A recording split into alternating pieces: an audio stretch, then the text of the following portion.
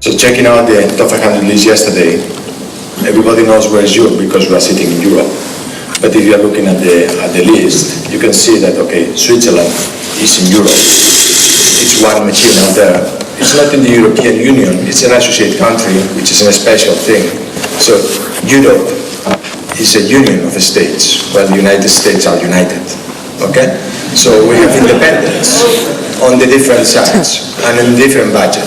So we need to understand that there's different mechanisms to achieve objectives.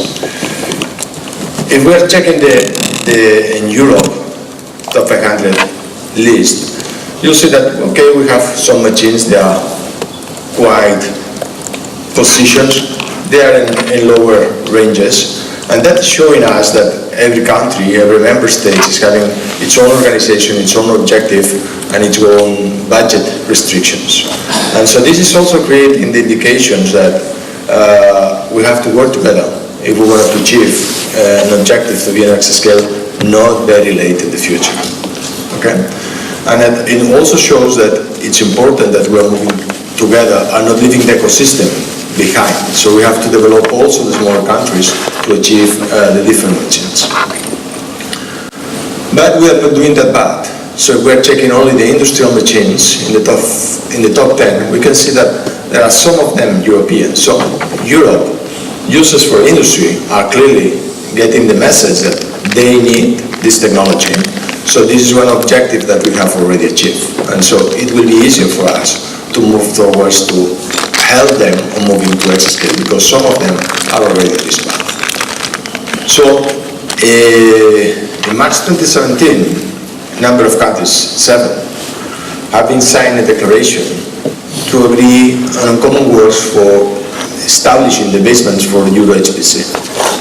So now, additional 13 plus 2 countries have agreed on this declaration, so it's quite a really large amount of the 28 member states plus associated countries that we are having in Europe.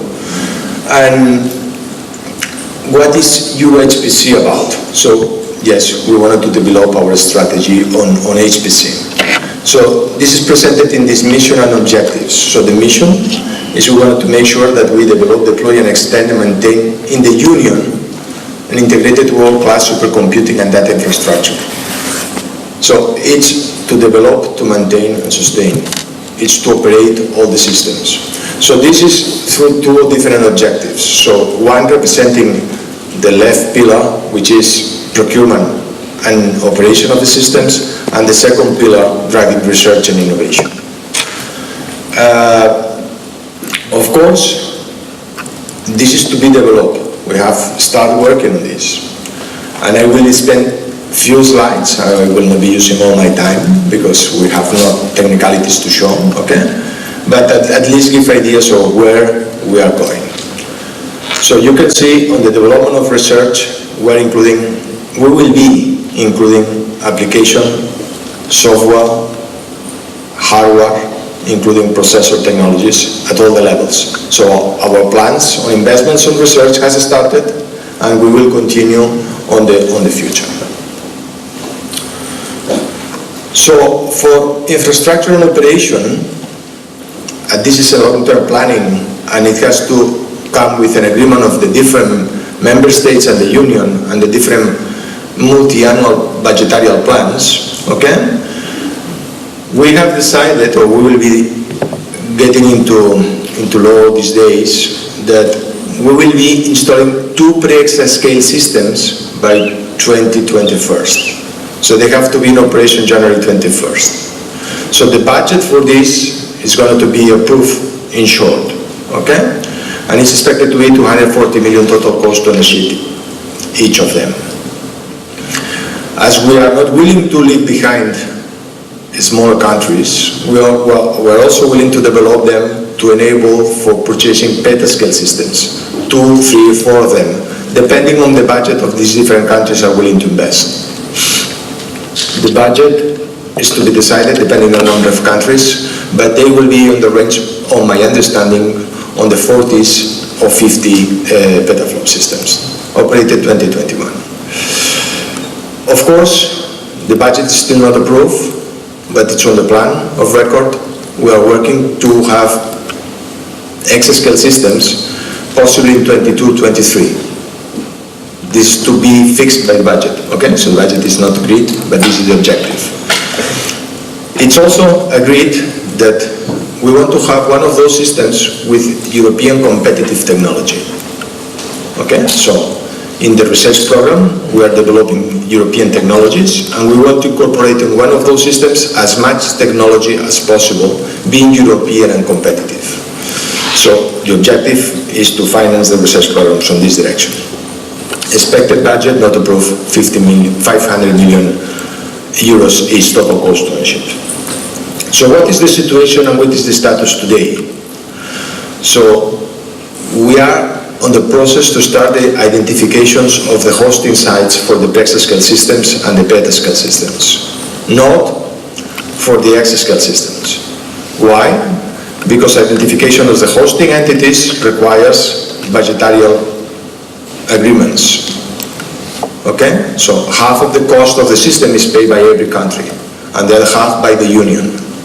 So that means that we will be running a tender, this possibly starting late this year, early next year, to decide which countries, which sites are hosting these exascale machines. The hosting for the exascales will be starting as soon as we are having the budget clear for the next phase. And this is depending on the next framework program by the European Commission, which is only starting in 2021, but it's getting approved as we speak. Okay? So this is the information we have right now, but it's in good track. We are already working with users in quite large groups, Europe-wide, on defining the user requirements. If any of you is interested in participating, please let us know.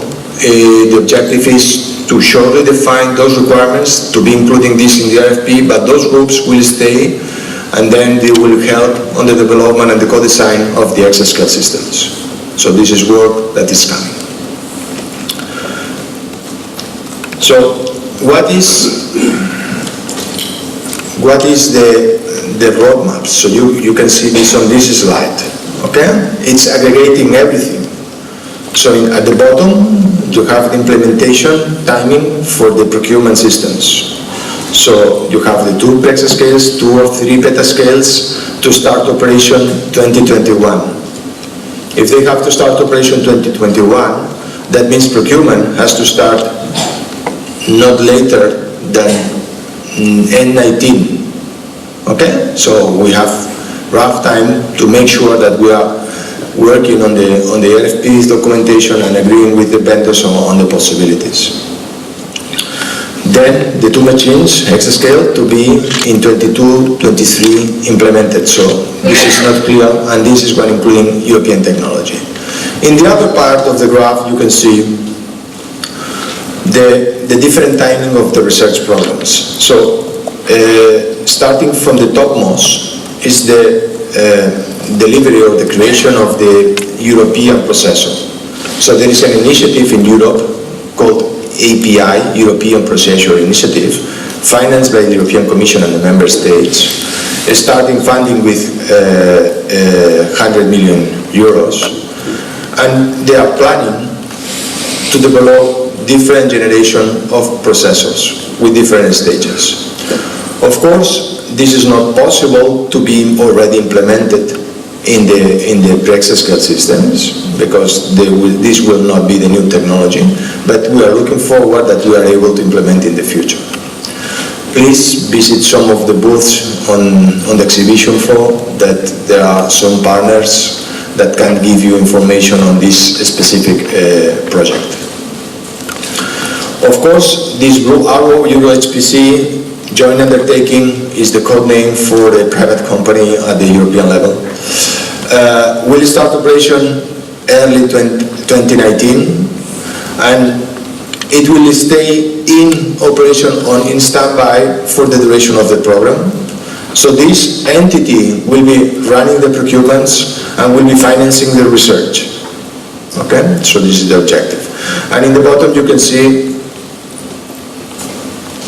financing for software, for application co-design, and possibly integration of these technologies in what is so-called extreme scale demonstrators that will enable to start trying the different technologies that we have been funded in the Commission for number 4, 5, 6 years.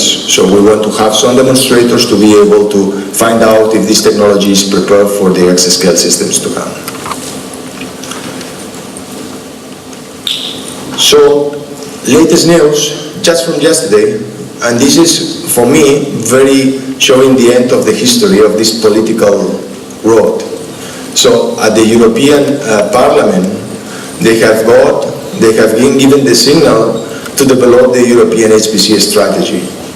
So, with this, next step is this company, the EuroHPC, to be established and to start operation, and to start implementing in the next years this procurement of these new systems, and making sure that the research we are developing in Europe is on the track to be successful in 22, 23 to have exascale systems, as we saw for the presentations today from US, Japan, and I hope that we'll see for China next. Okay, this is concluding my presentation. So EuroHPC is working to establishing the ecosystem on HPC around Europe, and this is shown by the machines that are providing services through PRAISE. Thank you.